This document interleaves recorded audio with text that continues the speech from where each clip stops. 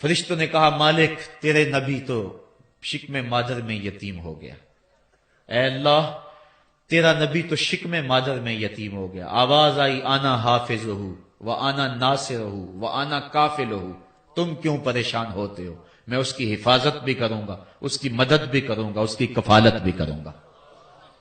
حضرت آمنہ سلام اللہ علیہا کے دل میں یہ خیال تھا کہ میں اپنے شوہر نامدار جس کے چہرے کو ابھی میں نے جی بھر کے دیکھا بھی نہیں تھا اس کی قبر پہ جاؤں، لیکن جو امانت تھی اس امانت کے تقاضے ان کو اس سفر سے روکتے رہے، حتیٰ کہ حضور کی ولادت ہوئی۔ آقا کریم کی عمر جب 6 سال ہوئی تو اب ان کے دل میں یہ جذبے اور یہ احساس اجاگر ہوا اور یہ جذبہ بڑھ گیا کہ میں جاؤں اور اپنے شوہر نامدار کی قبر پہ حاضر ہوں۔ حضرت آمنہ سلام اللہ علیہا آپ اپنے نونہال فرزند کو لے کر ام ایمن جو کہ حضرت عبداللہ کی کنیز تھیں ان کو لے کر آپ پہنچے مدینہ المنورہ۔ کچھ عرصہ گزارا، اللہ کے محبوب علیہ السلام کو کسی یہودی نے دیکھا تو اس نے یہ خبر گرم کر دی کہ وہ جو موعود نبی ہے جس کا وعدہ ہماری سابقہ کتابوں میں ہے وہ یہی ہے۔ لوگ جوق در جوق دیکھنے آنے لگے تو حضرت آمنہ پریشان ہوئی اور جلدی سے وہ مکے کی طرف عازم سفر ہوئیں۔ ابھی مکے سے 150 کلومیٹر کا فاصلہ باقی تھا کہ ابوا کے مقام پر حضرت آمنہ سلام اللہ علیہا کو سخت بخار ہو گیا اور حضرت آمنہ سمجھی کہ یہ میرا بخار جان لیوا ثابت ہوگا، تو انہوں نے ام ایمن کو بلایا، کہا لگتا ہے کہ یہ بخار میری موت کا باعث بنے گا، میں تمہیں وصیت کرتی ہوں کہ میرے بیٹے کو بحفاظت امیر قریش عبد المطلب تک پہنچا دینا۔ اور اس کے بعد حضور کو حضرت آمنہ نے بلایا، اپنے سامنے بٹھایا، سر پہ ہاتھ رکھا۔ حضرت آمنہ حضور سے کچھ باتیں کرنا چاہ رہی تھی۔ وادی ابوا کے اندر یہ منظر بڑا دل گداز تھا۔ حضرت آمنہ نے حضور کے سر پہ ہاتھ رکھا اور روتے ہوئے کہا، آنکھیں چھلکنے لگی، کہا بیٹا ہر نئی چیز نے پرانی ہو جانا ہے اور ہر باقی نے فنا ہو جانا ہے، میں بھی جا رہی ہوں، وذکر باک وولدت طہرا، لیکن سنو میرا ذکر نہیں مٹے گا، میں تیرے جیسا پاکیزہ بیٹا چھوڑ کے جا رہی ہوں۔ یہ آخری لفظ تھے حضرت آمنہ سلام اللہ علیہا کے۔ اس کے بعد حضرت آمنہ سلام اللہ علیہا آخری ہچکی لی اور حضور سے ماں بھی جدا ہو گئی۔ آقا کریم علیہ السلام نے اپنی والدہ کو وہاں دفن کیا ام ایمن کے ساتھ مل کے، جیسے بھی ہو سکا۔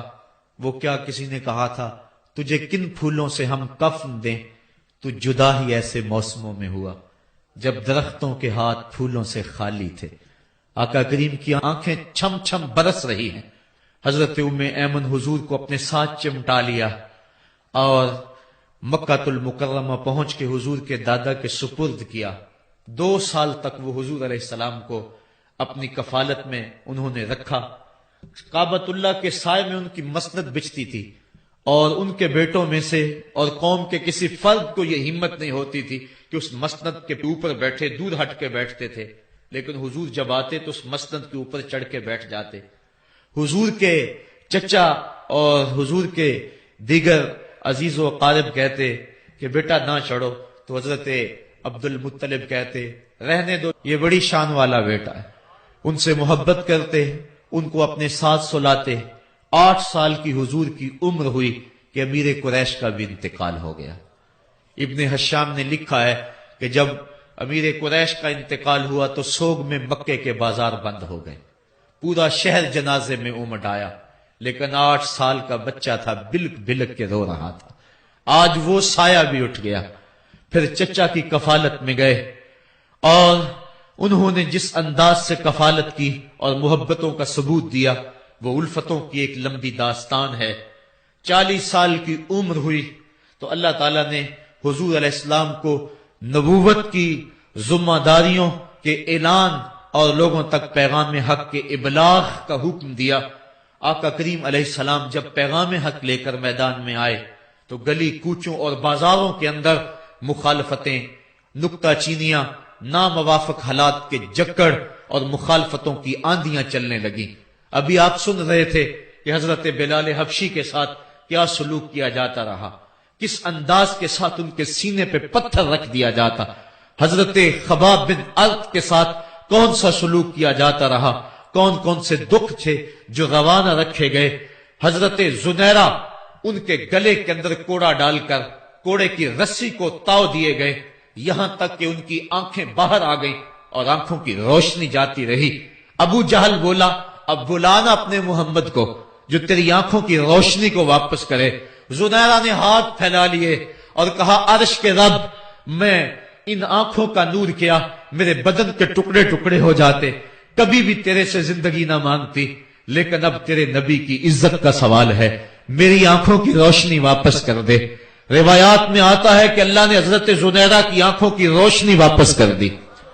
تکلیفیں آئیں، دکھ آئے، مکے کے چوک کے اندر حضرت سمیہ کو نیزہ مار کر ابو جہل نے شہید کیا۔ یہ اسلام کی پہلی شہیدہ تھی جن کا خون مکے کے ریگزار کے اندر گرا۔ حضرت یاسر کو شہید کیا گیا، یہ حضرت عمار ابن یاسر کے والد تھے اور سمیہ حضرت عمار ابن یاسر کی والدہ ماجدہ تھی۔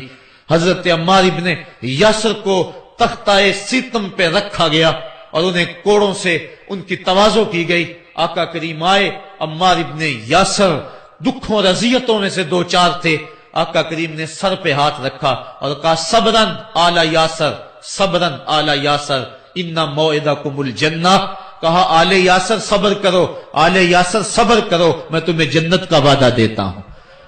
تکلیفیں آئیں، دکھ سہے، اس راستے کے اندر مکے کی گلیوں میں حضور کے ساتھ جو سلوک ہوا کون بھول سکتا ہے۔ کبھی کانٹے بچھ رہے ہیں، کبھی حضور کی راہوں میں گڑھے کھودے جا رہے ہیں، کبھی اوجریاں ڈالی جا رہی ہیں بدن اطہر کے اوپر۔ ابو لہب اپنے گھر کا کوڑا اٹھا کر حضور کی دہلیز پہ ڈال جاتا ہے، عقبہ بن ابی معیط حضور کے گلے کے اندر کپڑا ڈال کے اس کو تاؤ دیتا ہے۔ حضور فرماتے ہیں جتنے دکھ اس نے مجھے دیے کسی نے نہیں دیے۔ اذیتوں کی داستانیں رقم ہو رہی ہیں۔ آقا کریم علیہ السلام کے شفیق چچا بھی انتقال کر جاتے ہیں، جب گھر آتے تو اپنی زوجہ حضرت خدیجۃ الکبریٰ سے دکھڑے کہتے، وہ بھی انتقال کر جاتی ہیں۔ اس سال کا نام عام الحزن رکھا جاتا ہے، دکھوں کا سال، مصیبتوں کا سال۔ آقا کریم بہت دل برداشتہ ہوئے قوم سے، پھر سوچا چل طائف چلتا ہوں اور طائف والوں کو پیغام حق دیتا ہوں، شاید میری آواز پر وہ لبیک کہہ دیں۔ 1 مہینے کا سفر کر کے حضرت زید بن حارثہ کو ساتھ لے کر طائف پہنچے۔